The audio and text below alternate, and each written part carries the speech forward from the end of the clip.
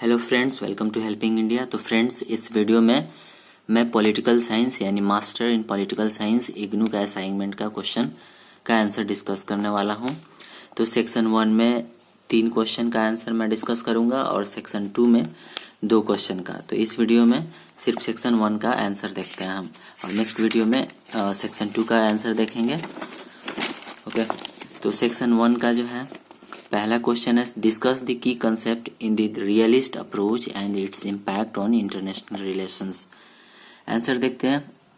Realism, also known as political realism or real politic, continues to remain one of the dominant schools of thought within the domain of international relations. Realism emerged as the dominant international perspective only during the 20th century. Paragraph change करके लिखेंगे, some of the key concepts in the realist approach and its impact on international relations are as follows. पहला, national interest. From the perspective of the realist framework, the concept of national interest, notwithstanding its ambiguity, is considered to be the most important analytic category in explaining and predicting the course of international behavior. Pursuance of national interest as a foreign policy goal in the realist perspective is treated as the primary justification for all kinds of state action. Almost all realists are unanimous on this. A review of history does reveal that different statesmen have justified their foreign policy in the name of the national interest. Hans Morgenthau has been a systematic and consistent supporter of the premise that diplomatic strategy or foreign policy should be motivated by national interest rather than by ideological considerations. He equates national interest with the pursuit of state power, where power stands for anything that establishes and maintains control by one state over another. He further adds that this power control relationship can be achieved by coercive techniques. Morgenthau has been criticized for constructing too abstract and imprecise concepts, power and interest, which he uses as the ends and means of international political action. However, the realist understanding of the concept of national interest is not free from problems. It may be that those who rule may not follow policies that would necessarily lead to enhancement of national interest, but their own or class interest. Second approach जो है national power. The concept of power has conceptually proved to be an elusive category lacking unanimity among scholars over its precise meaning. However, from the days of Thucydides to the present, the concept of power has been identified with political action. Morgenthau, for example, defines politics as the struggle for power. In other words, power for Morgenthau symbolizes a relationship between two political actors where actor A has the ability to control the mind and actions of actor B. As he puts it, power is man's control over the minds and actions of other men. The realists make 2 important points about the concept of power. First, power is a rational concept in the sense is that one does not exercise power in a vacuum but always in relation to another entity. And second, power is seen as a relative concept. It means that in the international system, it may not be enough to calculate one's power capabilities but also the power of other states. Third देखेंगे, national security है third point में. From the realist viewpoint, the concept of national security or national survival is treated as fundamental value in the foreign policy of all states. Particularly classical realists like Machiavelli, Minek and Weber attached top priority to national security or revival. They stress that the task of ensuring national security survival must be considered as the supreme national interest to which all political leaders must adhere. In other words, national security is viewed as a precondition for attaining all other goals, whether these involve conquest or merely independence. In the words of Henry Kissinger, a nation's survival is its first and ultimate responsibility. It cannot be compromised or put to risk. As also noted by Walls, beyond the survival motive, the aim of states may be endlessly varied. All other goals, such as economic survival motive, the aim of states may be endlessly varied. The primary concern of the realist is unambiguously with high politics, the security of the state. Question वो complete हुआ. अब next question जो है देखते हैं. Second number question, examine the Marxist and other radical approaches to international relations. Answer में, theorists of international relations in the West have for long maintained that orthodox Marxist theory contains anything of relevance on international relations. In terms of a theoretical analysis of international relations, they are of the view that Marx himself had little to contribute. Such assertions may not be totally unfounded given Marx's occupations with the analysis of the structures of national capitalism. But it would be wrong to assume that he never reflected on issues relevant to international relations. Paragraph next में देखेंगे. Although Marx was primarily concerned with analyzing the structures of national capitalism and particularly the antagonistic relationship between the bourgeois and proletariat, an internationalist perspective was nevertheless implicit in his book. This was evident in Marx's recognition that class loyalties cut across national divisions, which enabled him to proclaim at the end of the Communist Manifesto, "Workers of the world unite."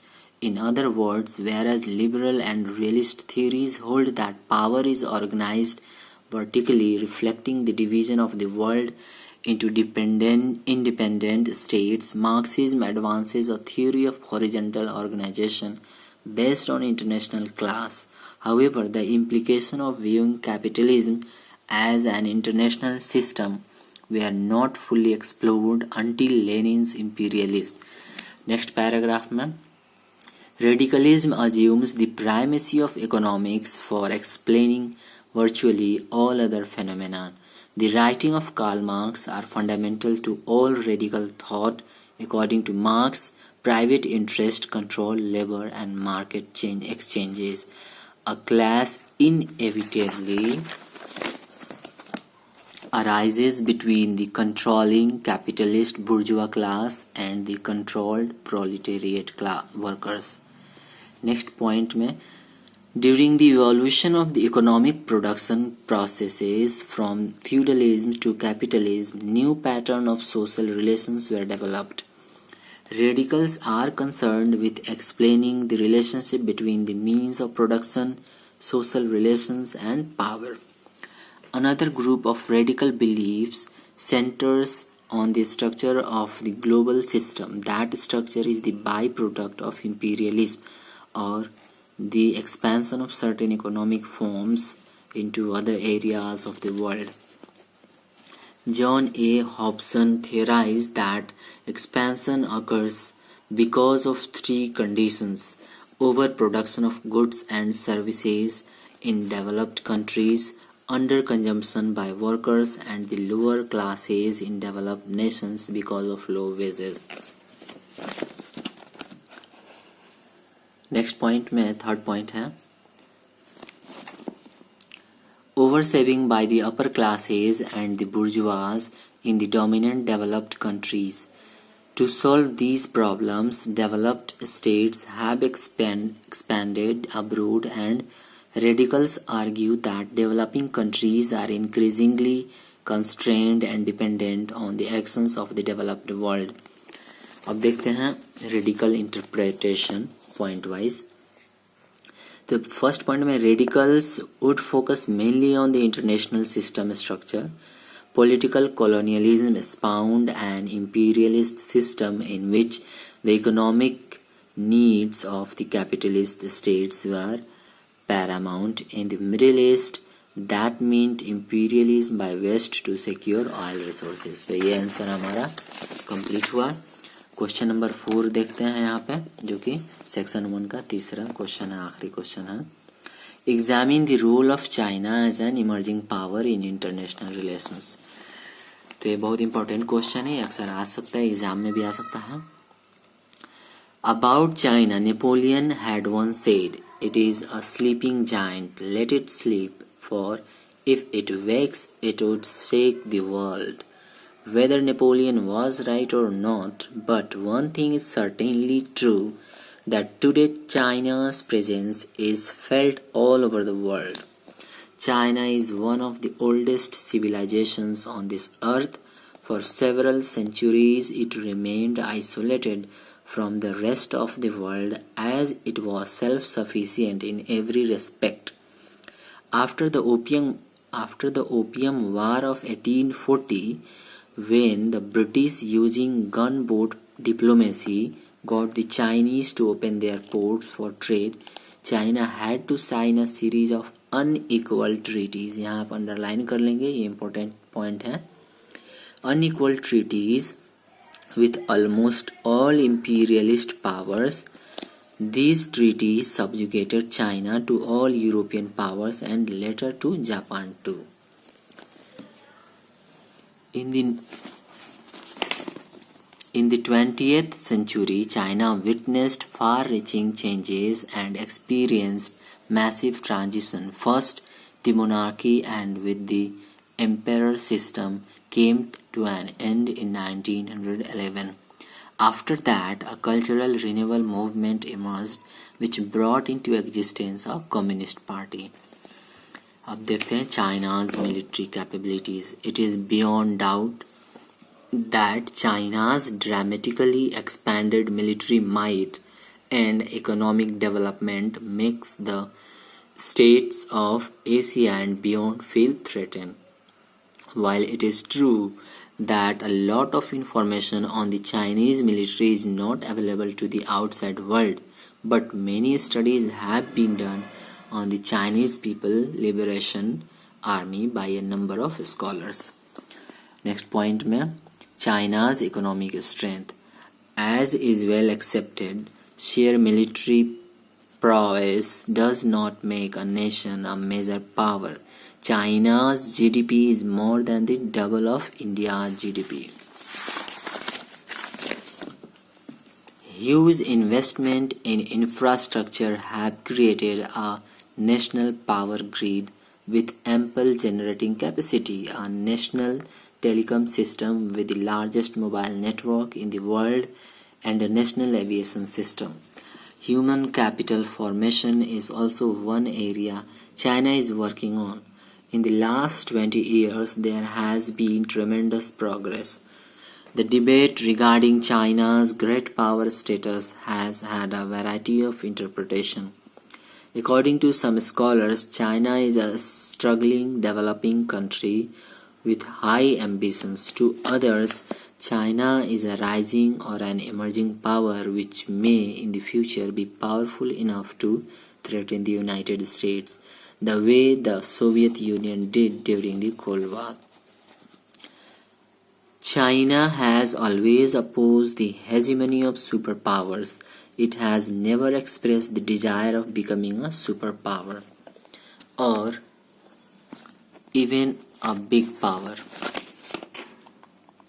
China has therefore supported a multipolar world which will not be dominated by one superpower.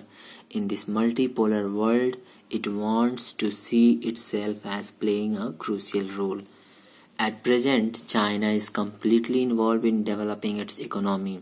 The underlying belief is that once it achieves a certain level of development, its military might would increase and political stability would be consolidated.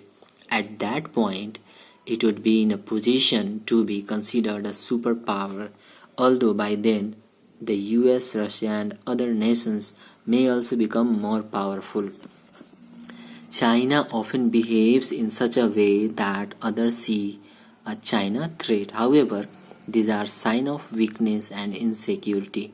Once China becomes politically and economically resilient, it would cease to make others feel threatened. तो question हमारा complete हो गया section 1 का, और यहाँ से section 2 हम start करेंगे अगला वीडियो में फ्रेंड्स। तो आप अगला वीडियो ज़रूर देख लें अगर आप अच्छा आंसर लिखना चाहते हैं तो, और आपको ये वीडियो पसंद आया तो लाइक करना ना भूलें और हमारे चैनल को सब्सक्राइब भी करना ना भूलें। Thank you.